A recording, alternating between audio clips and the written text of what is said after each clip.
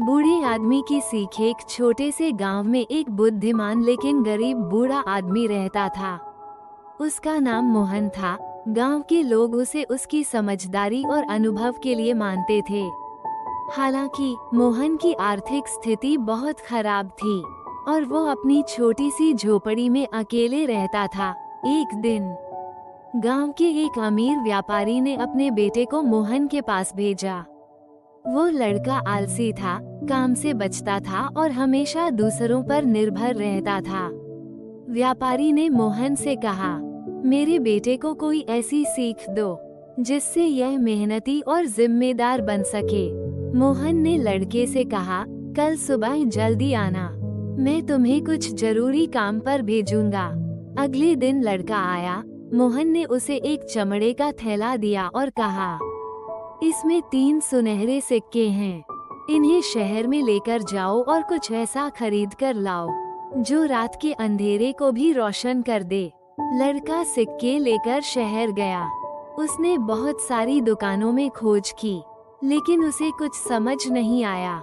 आखिर में उसने मोमबत्तियां खरीद ली और खुशी खुशी लौट आया। जब वो मोहन के पास पहुंचा, तो मोहन ने पूछा, क्या ये 3 सिक्के सही तरीके से खर्च हुए? लड़के ने सिर झुका लिया। उसने महसूस किया कि मोमबत्तियां ज्यादा देर तक नहीं जलेगी और अंधेरा फिर से छा जाएगा।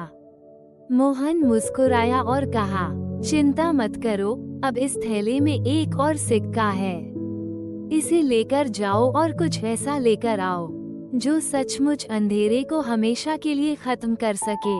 लड़का दोबारा गया और सोचते सोचते उसने शहर से एक किताब खरीद ली। जब वो वापस लौटा और मोहन को किताब दी, तो मोहन ने उसकी पीठ थपथपाई।